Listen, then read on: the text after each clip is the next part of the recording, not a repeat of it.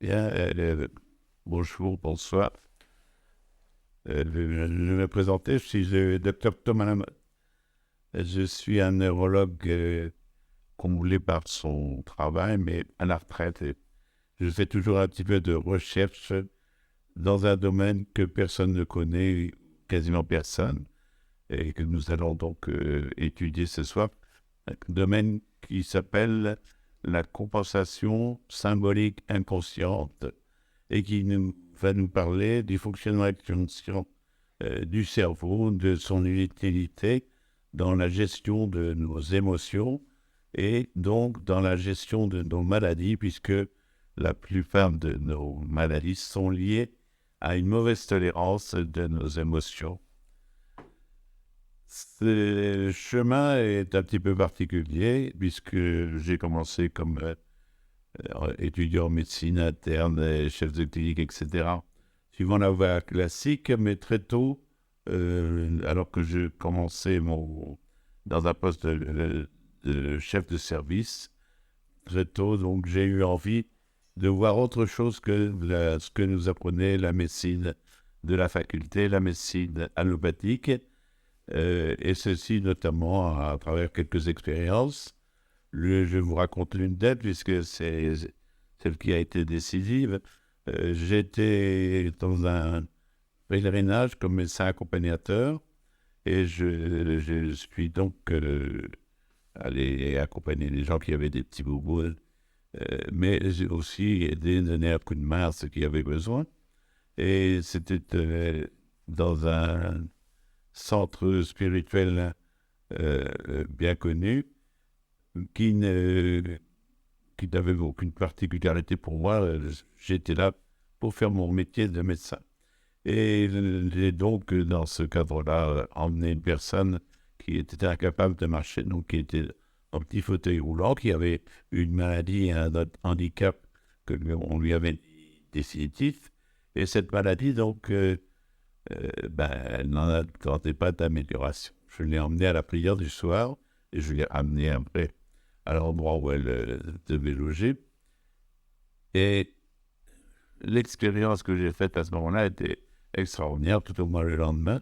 C'est que j'ai vu cette personne capable de marcher, de se tenir debout sans l'aide d'une personne, sans l'aide d'un bâton, sans rien. Hein. Donc une évolution vers une guérison brutale dans un tableau que les médecins disent définitif.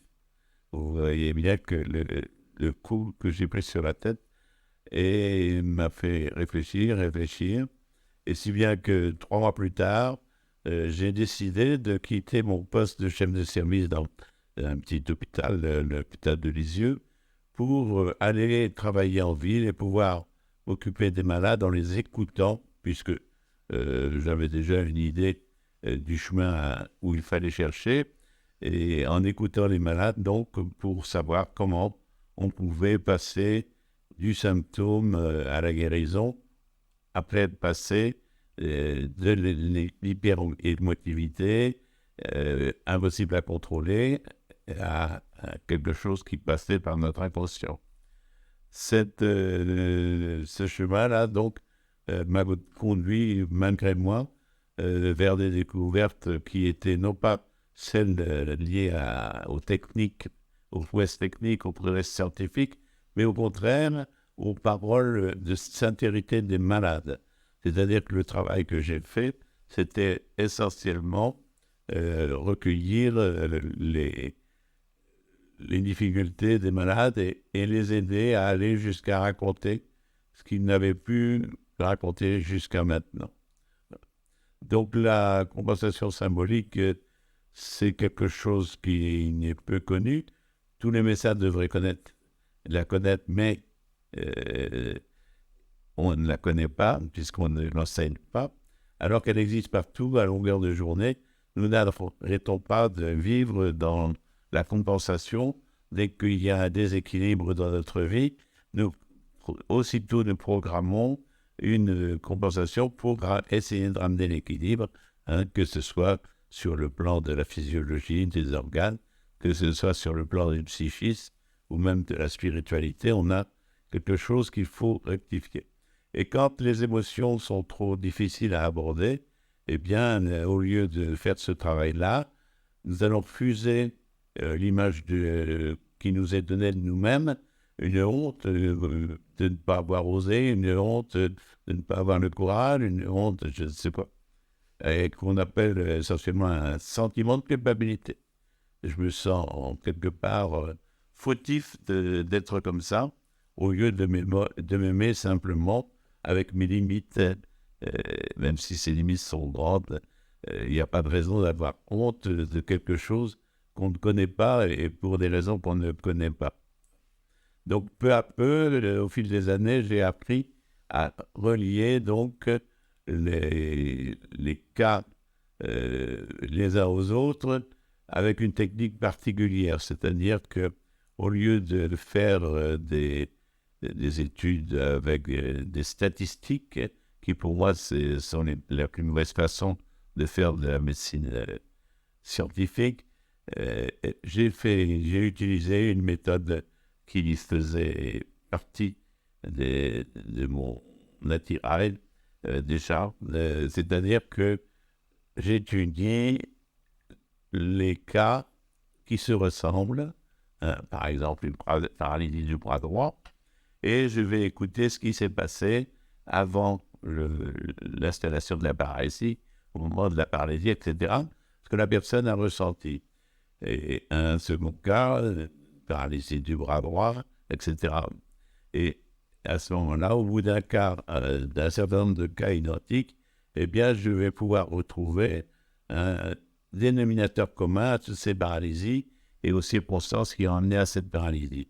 Alors, c'est valable pour un symptôme, mais c'est valable aussi pour la localisation du symptôme sur le corps, c'est-à-dire que les choses qui se passent sur l'extrémité d'un doigt ont un sens très précis, aussi précis que si c'était au bout d'un orteil ou n'importe quelle partie du corps.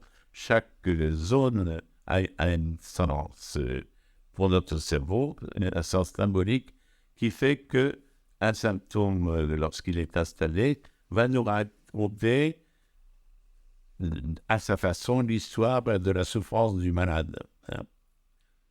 Donc, c'est un exemple tout à fait banal, mais qui va vous montrer que ce que les médecins savent de la maladie n'est rien du tout, ou ce qu'ils cherchent dans la maladie, ce sont des choses qui ne sont pas utiles aux malades. Donc, une femme qui vient voir, pour je ne sais pas pour quel symptôme, mais qui me signale donc qu'au cours de ses examens, son bilan, elle a eu une échographie hépatique, c'est-à-dire qu'on a cherché au niveau du foie s'il y avait des lésions, et on a trouvé justement des lésions qu'on a pu analyser simplement avec cet examen échographique. D'une part, des lésions qui sont des petits nodules de tissu hépatique qu'on appelle des adénomes, hein, c'est des tumeurs bénignes, et que ça ne dégénère pas, en général, ça grossit très lentement. Et puis on a trouvé, elle me dit, on y a trouvé également donc des petites poches de sang, hein. On parle d'angiome, et voilà ce qu'elle me dit. Avec l'expérience que j'ai, donc, de traduire le langage des symptômes, eh bien, pour moi, donc, le foie qui fait des petits nodules, c'est un foie qui devient incapable de stocker beaucoup plus quelque chose, puisque le stockage est une des fonctions. C'est des fonctions principales de notre foie, c'est stocker, par exemple, les graisses, le foie gras, de stocker le glycogène, par exemple, de stocker le fer, éventuellement. Enfin, et donc, c'est pour faire des réserves que, symboliquement, les nodules, les adénomes sont venus. Et puis, les poches de sang, eh bien, les poches de sang, on parle de liens du sang. Les liens du sang, donc, c'est liens de la famille. Hein. Et donc, si le stock, on essaie de stocker, c'est que cette femme a ressenti quelque chose qui lui empêchait donc d'avoir un stock familial qui la satisfaisait.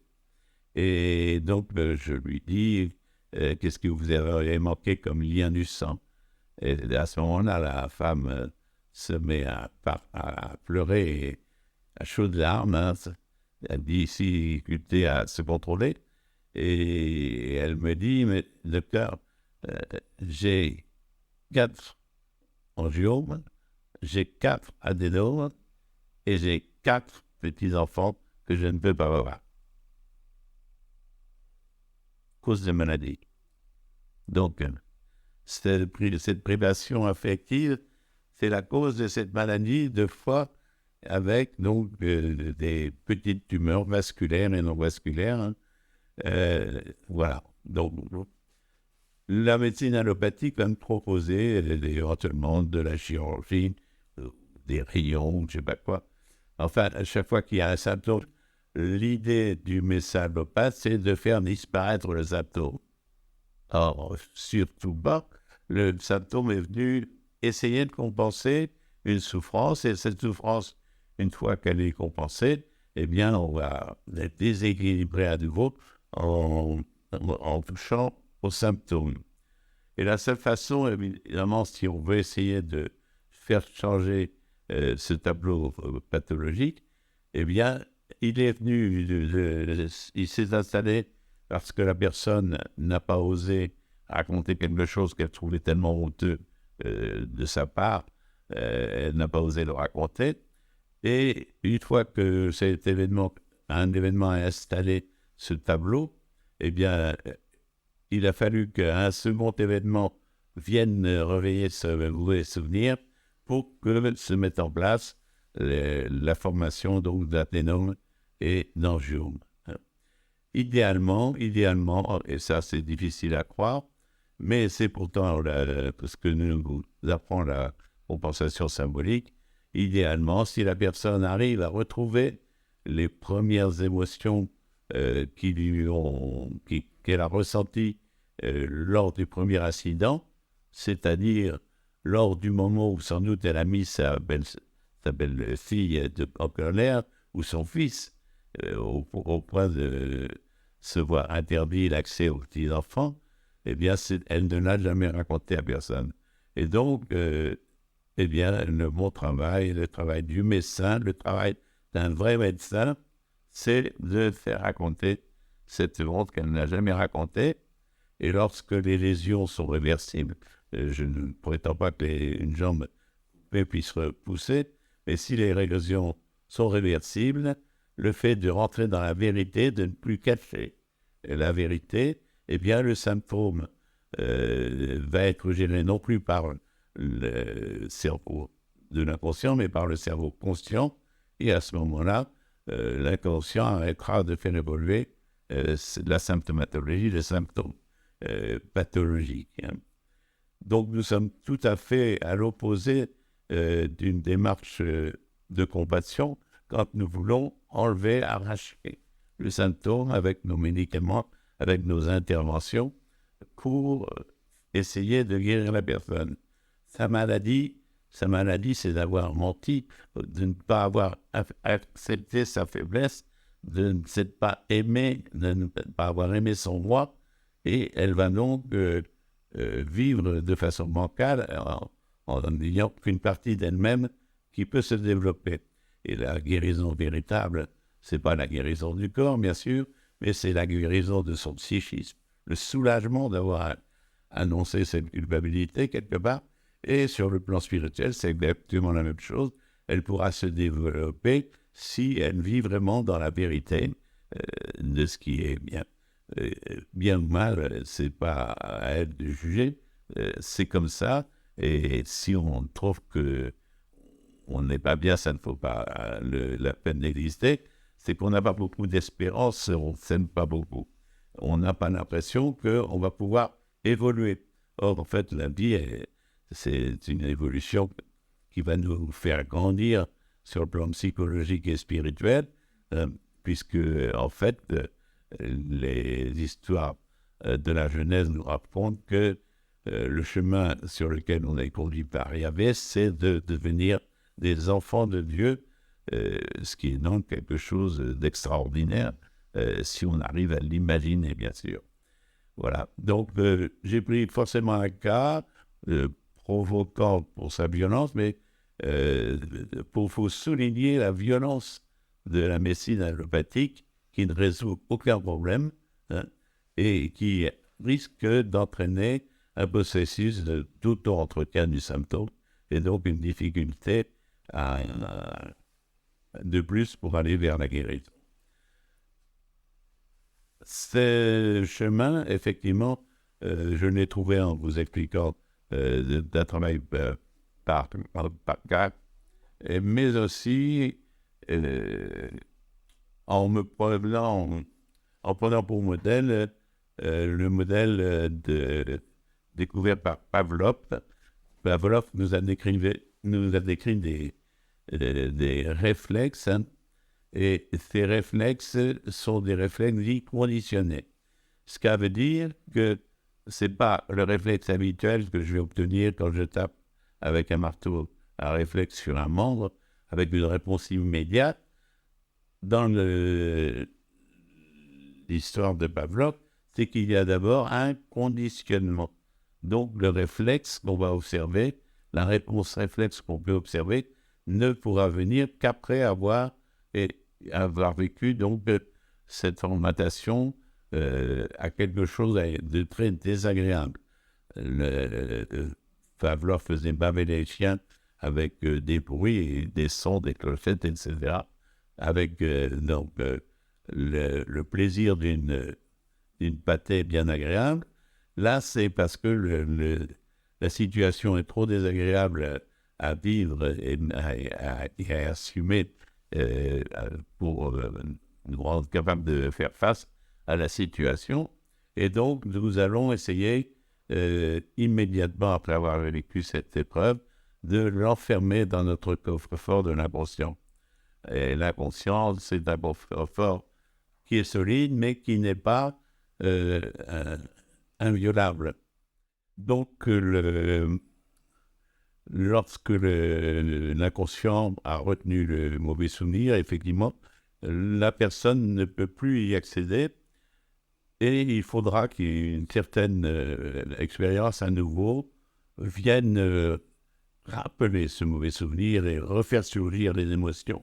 Et c'est à ce moment-là donc, que la difficulté va apparaître, effectivement, puisque le programme donc, qui est préparé depuis la première fois va se dérouler, le programme donc d'avoir une compensation.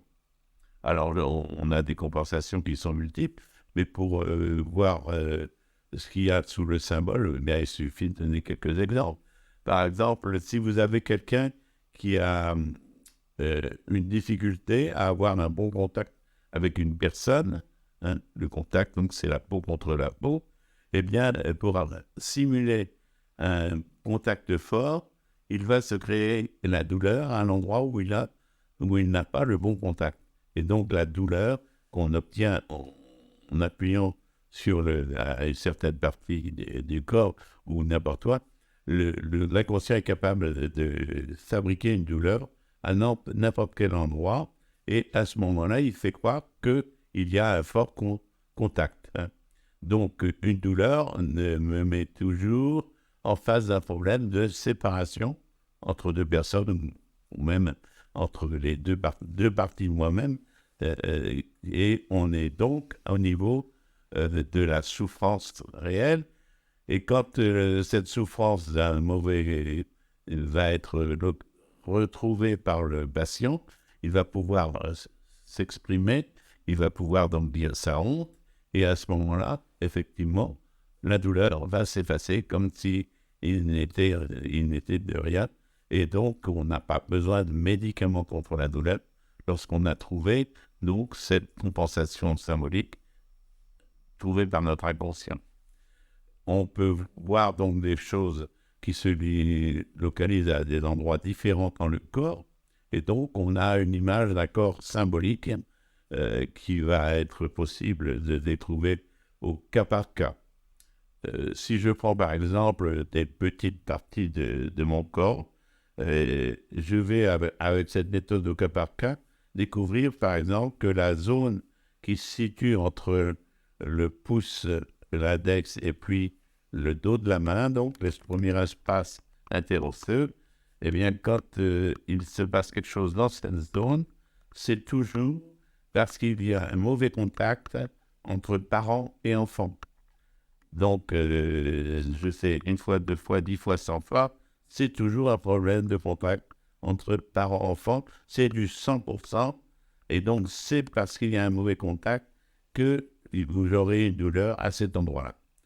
Si je fais une autre exploration pour l'avant-bras, par exemple, eh bien, si vous imaginez deux mariés qui sortent de la mairie ou de l'église, eh bien, quand ils croisent le bras, c'est le niveau de l'avant-bras, donc au niveau du radius, qui est le croisement des bras.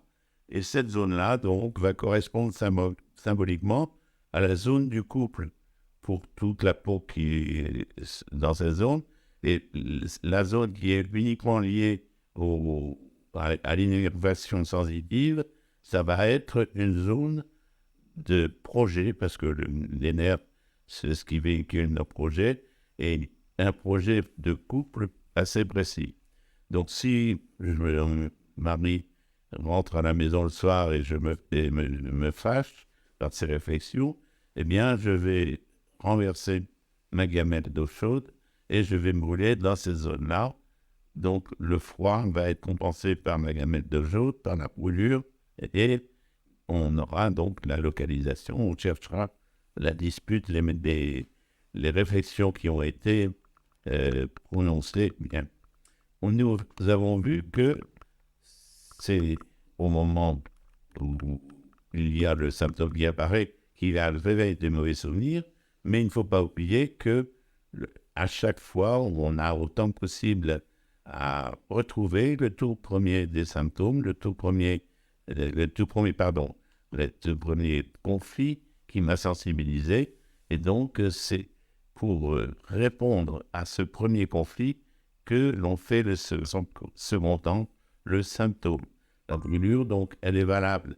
Elle est déclenchée parce que mon mari a été désagréable, mais il y a eu une autre chose, un autre événement dans l'histoire du contact de couple pour expliquer ça. On peut regarder au niveau du membre inférieur et on va voir qu'au niveau de la cuisse, sur le côté, on a un nerf qui s'appelle le nerf fémoro-cutané. Enfin, ça, c'est le nom que l'on donnait autrefois parce que je suis vieux, hein, j'ai 74 ans. Et donc, ce nerf fémoro-cutané est capable de souffrir, entre guillemets, et de donner des engourdissements sur le côté de la cuisse et un peu sur le devant, un territoire en raquette, mais ça peut être aussi des névralgies très fortes. Quand j'interroge les médecins et que je prends leur diagnostic, eh bien, ils vont me dire que pour certains, c'est le nerf qui est coincé, notamment au niveau de l'aine, et donc il faut intervenir pour libérer le nerf. Pour un médecin qui est obstétricien, il va dire que le bébé est trop gros, le ventre va venir comprimer cette zone-là, et la hémorragie paresthésique, comme on l'appelle, c'est lié à la grossesse. Si c'est un diabète qui est en cause, etc. Quand on écoute les malades, c'est pas du tout ce qu'on entend. On entend, c'est le malade qui vous répond. Ah oui, docteur, la dernière fois que je vous ai vu pour ma cuisse, vous m'avez parlé de mon chien et j'ai guéri. C'est-à-dire que cette zone de la peau est symbolique du contact du chien qui vient poser sa tête pour chercher la caresse. Et chaque fois qu'il y aura donc une symptomatologie que l'on attribue à une compression de nerfs, un diabète, etc., il va y avoir une histoire affective avec un chien, mais en deux temps. Et donc, je vais retrouver chez chaque personne deux histoires de chiens à des moments différents, en général des années de différence. Si vous avez une femme qui a une douleur atroce du côté gauche, eh bien, ça peut être parce qu'elle vient de décider qu'elle va se séparer de son chien et qu'elle va, à ce moment-là, euh, le donner ou l'abandonner, entre guillemets, parce que c'est un chien qui a besoin de beaucoup d'espace dans un jardin. Mais à son âge, cette pauvre femme, elle est obligée de rentrer un peu à l'abri euh, dans un immeuble, dans un appartement où il n'y a pas de place pour un chien. Sa décision de se séparer est le déclenchement de la douleur. Et puis, on va pouvoir chercher un autre événement donc, qui s'est produit avant et qui m'a sensibilisé à la séparation avec un chien. Quelquefois, c'est difficile. Vous avez un homme qui dit, mais docteur, je suis tombé chez un psychiatre. Qu'est-ce que vous me racontez de vos histoires de chien? Il continue quand même. C'est en faisant une marche arrière que ma maman voulait monter sur le trottoir. Et elle est montée sur le trottoir, mais en fait, trottoir, il s'agissait du vieux chien sur lequel elle passait. Oui. Donc, effectivement, je pense que si personne n'a fait l'expérience de travailler comme ça au cas par cas, c'est une folie ce que je raconte. C'est une folie. Mais je l'assume parce qu'effectivement, si je n'ai pas trouvé autre chose, c'est parce que j'ai cherché toujours le chien. Mais beaucoup de médecins auraient honte d'aller chercher une histoire de chien pour essayer de soulager les gens. Moi, je sais que si j'obtiens cet aveu pour une ou deux histoires de chiens, la personne va pouvoir périr immédiatement. Et c'est là que je réalise vraiment mon métier de médecin, donc de guérir à la fois la douleur ou l'engourdissement de la cuisse et en même temps la culpabilité par rapport à cette histoire que je n'arrive pas à gérer parce que, au point de vue affectif, vous êtes un chien, c'est la fidélité, c'est quelque chose de très fort comme relation. Hein. Voilà. Et donc, il n'y a pas de régions symboliques qui ont deux sens très différents. C'est pas possible. On a la zone qui est uniquement innervée par le tumeur cutané, qui va être une zone où il y a le nerf du chien, c'est-à-dire un projet par rapport au chien. Mais il peut y avoir une zone beaucoup plus étendue, donc la zone du chien, mais par rapport aux événements que j'ai vus. Donc, il s'agit d'une femme qui vient me voir pour faire un examen qu'on appelle l'électromyogramme, parce qu'elle a un syndrome du canal carpien, donc le nerf médian est coincé au niveau du poignet. Et puis, elle a des blessures sur sa main, et elle me dit, puisqu'elle veut voir m'attacher à ses blessures, c'est mon chat qui m'a griffé. Et puis elle me dit, mais d'ailleurs, elle soulève sa jupe en disant, mais d'ailleurs, regardez, il en est partout, même au niveau de la cuisse. Alors je regarde effectivement des boutons, donc avec une suraffection, hein, qui sont liés à ces griffures de chat. Mais moi, je lui dis, madame, je ne vais pas vous provoquer, mais je vous dis que ce n'est pas une histoire de chat. Elle dit, je sais bien que c'est le chat qui m'a griffé. Et je dis, non, madame, si vous avez une histoire sur votre cuisse qui est affectée, c'est une histoire de chien. Alors, vous voyez que la bagarre peut durer longtemps, non? Elle n'a pas duré longtemps. Parce que le chien, ça lui évoque quoi? Ça lui évoque le cadeau qu'elle a fait à son fils. Il lui a demandé pour son anniversaire un chien nain, parce que, bon, bah, c'est plus facile, ça prend moins de place, etc. Et sur le plan affectif, ça fait un lien très fort avec les enfants et ça peut être quelque chose de très bénéfique. Voilà. Mais je dis, c'est un problème de chien. Et elle m'avoue donc qu'effectivement, le petit chien de poche qu'elle a acheté pour l'anniversaire de son fils, au moment où elle me parle, il fait 40 kilos. Voilà. Bien, effectivement, vous voyez bien que là, on revient sur un problème connu, hein. Alors évidemment, c'est difficile de connaître tous les endroits du corps. Et c'est ce qu'il faut faire effectivement avec ce travail au cas par cas. Et c'est le travail en général qui n'a pas été fait par les neurologues quand ils utilisent leur connaissance pour le cerveau. En effet, ils n'ont pas l'idée que les maladies du cerveau, ce sont des maladies liées donc aux émotions et où il y a donc des lésions du cerveau, non pas parce qu'il y a une hypertension, non pas parce qu'il y a un traitement anticoagulant, non pas parce qu'il y a un, un choc crânio-cérébral, mais il y a un, un processus émotionnel qui est en train d'évoluer et qui fait que je vais faire telle ou telle lésion du cerveau. Alors, les gens ne connaissent pas les zones du cerveau, hein, c'est réservé aux spécialistes, mais pour vous prendre un cas particulier, la lésion est minuscule de l'ordre de quelques millimètres et elle va siéger dans un endroit où il y a des cellules nerveuses qui sont agglomérées, qu'on appelle le thalamus.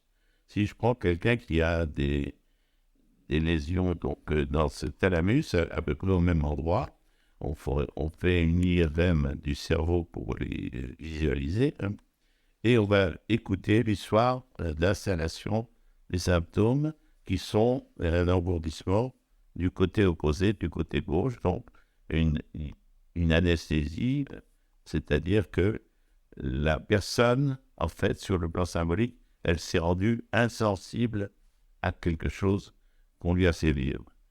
Et donc, je prends une première histoire. Une première histoire, c'est celle d'une maman qui retourne pour la énième fois en région parisienne où vit sa fille et sa petite-fille.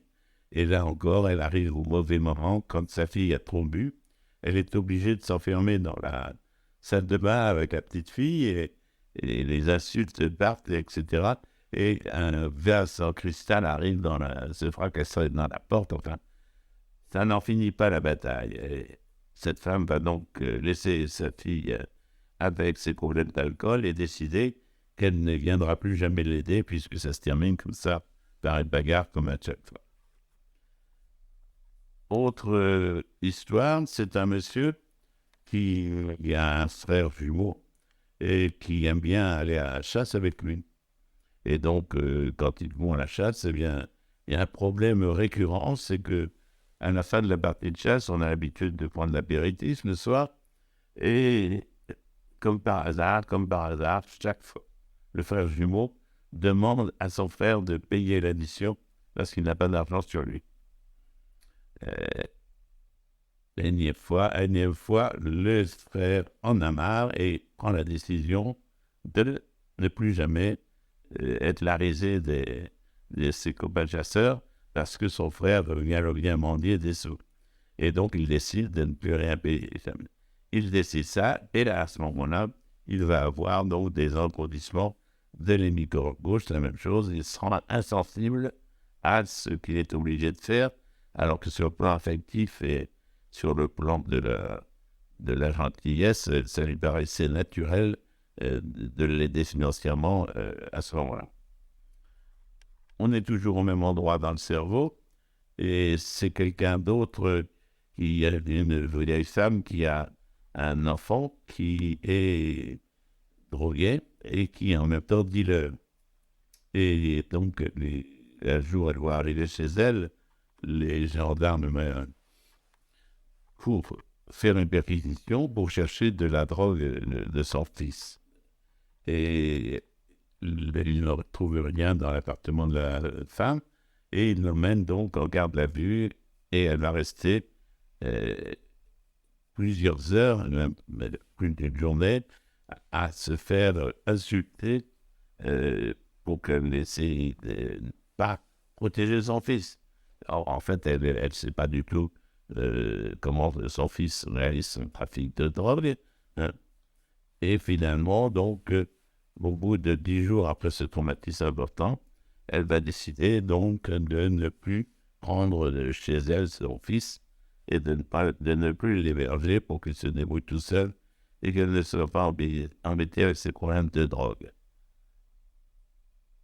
3 histoires où on entend à peu près la même chose. 3 histoires où la lésion dans le cerveau est exactement au même endroit. Hein, et 3 histoires où les lésions s'installent quand la personne dit « je n'arrête plus ». Je n'aide plus. Et quand elle est décidée de ne plus aider, on aide et on nourrit sa famille avec le sang. Hein, c'est l'aliment qui a donc les globules rouges, on l'a déjà vu, on a déjà parlé, les liens du sang. Et donc, quand on bouche une toute petite artère, on arrête le sang dans une toute petite artère, c'est effectivement pour arrêter un morceau de la vie familiale qui n'est pas bonne pour la personne, qu'elle ne juge pas bonne. Hein. Et la compensation qu'elle fait avec cette lésion-là, c'est qu'elle se rend insensible aux problèmes que son fils ou que son frère ou que sa fille a créés. Voilà, nous sommes loin de cette compréhension-là chez les neurologues. Ça viendra un jour, j'espère. Mais vous voyez qu'on est dans le déni de l'hypothèse d'une faiblesse psychologique, affective, et on va aller chercher des explications avec des produits toxiques, des produits cancérigènes, des produits, etc. Or, en fait, les intoxications, elles existent, mais en général, ce sont plutôt des intoxications aiguës ou chroniques avec des circonstances particulières et qui ont certainement un sens particulier aussi, sur le plan symbolique. On a vu donc que les médecins ne connaissent pas les causes des maladies. C'est tout au moins l'avis qu'avait mon ancien chef de clinique, le professeur Yves Agide, qui travaillait à la Salpêtrière comme neurologue, hein, et qui disait ça à la télévision en 2007, je crois. Les médecins, nous ne connaissons aucune cause de maladie. Pourquoi nous ne connaissons pas de cause? Parce que les causes que nous invoquons, nous ne les trouvons pas à 100% de cas pour la même maladie. Vous avez peut-être 80-90% de cancer du poumon parce que vous êtes fumeur, mais c'est un facteur de risque. Et un facteur de risque n'est en aucun cas la cause de sa maladie. Quand vous avez une difficulté de poumon avec une tumeur, bien souvent il s'agit d'un problème de dispute ou d'un problème de peur de la mort qui est en cause. Et c'est ce qu'on va retrouver donc à deux épisodes différents. Un épisode où on va programmer la sensibilité et un autre où le cancer va se déclencher. Et je dis ça avec le sourire parce qu'effectivement, beaucoup de professeurs savent bien que le facteur de risque ne donne pas la maladie et pourtant, ils vous répètent, il faut arrêter de fumer, sinon vous allez avoir un cancer. Un médecin a eu le courage de faire un travail autrement, c'est-à-dire que au lieu d'avoir des gens très disparates pour faire des statistiques, il a essayé de prendre des gens qui appartenaient à la même famille, et à la même famille, c'est-à-dire à des communautés religieuses, pour avoir quelque chose de beaucoup plus homogène. Et donc, il a enquêté à travers les maisons religieuses et a découvert notamment que les sœurs, les religieuses, faisaient 8 à 9% de cancer du larynx, c'est-à-dire 4 fois plus que les gens qui fumaient et qui étaient alcooliques, soi-disant la cause du cancer du larynx. On sait bien que les bonnes sœurs passent leur temps avec le tabac, le cigare au bec, et avec leur apéritif à chaque repas. Non, c'est une plaisanterie, une mauvaise plaisanterie, mais c'est pour vous dire l'absurdité des arguments fournis par les médecins uniquement parce qu'ils n'ont pas écouté les malades, parce qu'ils écoutent les théories, les cela, alors que ce qui nous rend malades, c'est ce qui fait que nous n'aimons pas une partie de nous-mêmes. C'est un manque d'amour pour nous-mêmes, c'est quelque chose qui n'a rien à voir avec la toxicité d'un produit. Alors, pourquoi est-ce que ce sont les gens qui fument qui font le cancer? Là encore, on est dans la compensation symbolique, c'est-à-dire on se donne, on s'approprie un territoire quand on est timide, en l'imprégnant de sa fumée. Le chien, quand il veut s'approprier un territoire, il va aller uriner sur les murs, chaque fois qu'il peut marquer quelque chose, pour montrer que c'est son territoire. Bien, le fumeur, il se fait un territoire fumeur parce qu'il est trop timide pour le faire en parlant dans ses relations. Voilà. Donc, vraiment, c'est une honte de voir autant de médecins nous parler de facteurs de risque en disant que c'est la cause des maladies. Bien, je m'excuse, j'ai fait un petit oubli pour la bonne compréhension de ce que je vous ai dit. Le médecin qui a trouvé que les sœurs avaient beaucoup plus de cancer du larynx que les fumeurs alcooliques, il faut vous donner une explication. Et effectivement, le larynx, qu'est-ce que c'est? C'est l'endroit où passe l'air entre les bronches et puis la sortie, qui va nous permettre donc avec les vibrations des cordes vocales de parler et de crier, etc. Et donc le larynx, c'est la zone qui est mise en stress lorsque l'on ne doit pas parler. Hein. Si vous avez une religieuse qui est une supérieure très directrice, et qui vous coupe la parole ou qui vous met en punition parce que vous parlez trop, effectivement, le jour où cette religieuse qui dirige la communauté est démise ses fonctions, ou le jour où elle décède, eh bien à ce moment-là, vous avez les sœurs qui sont sous cette contrainte de ne pas ouvrir, de ne pas l'ouvrir, eh bien, vont pouvoir développer un cancer du larynx si elles ont vécu l'expérience programmante, effectivement. Donc, c'est plus le lien de l'obéissance qui fait donc l'explication. Hein. Et donc, le larynx, effectivement, je vous donne une autre histoire. C'est par exemple une femme qui est dominée par sa maman, hein, donc elle ne peut pas parler. Et puis, au bout de quelques années, cette femme va commencer progressivement une maladie d'Alzheimer. Et une fois qu'elle a cette maladie d'Alzheimer, elle n'est plus dans la domination de sa fille. Et c'est à ce moment-là que sa fille commence son cancer du larynx. On retrouve la même histoire quand c'est un bohémien, enfin, quelqu'un qui vit en squattant une ferme abandonnée. Et le jour où on vient pour l'exploiter, où il a pu à se tenir à carreau pour ne pas se faire expulser, hein, on vient pour l'expulser, à ce moment-là, il peut parler et dire des mauvaises choses sur le propriétaire et sur les voisins, et c'est à ce moment-là donc qu'il fait son cancer du larynx. Hein. Et donc les schémas se ressemblent toujours, et c'est cette technique du cas par cas qui permet d'arriver à chaque fois à du 100%, et que je pourrais me dire, je ne trouve pas l'histoire de chien devant une maladie parasthésique. Moi, je vais garder le malade en face de moi jusqu'à ce qu'il m'ait raconté son histoire de chien.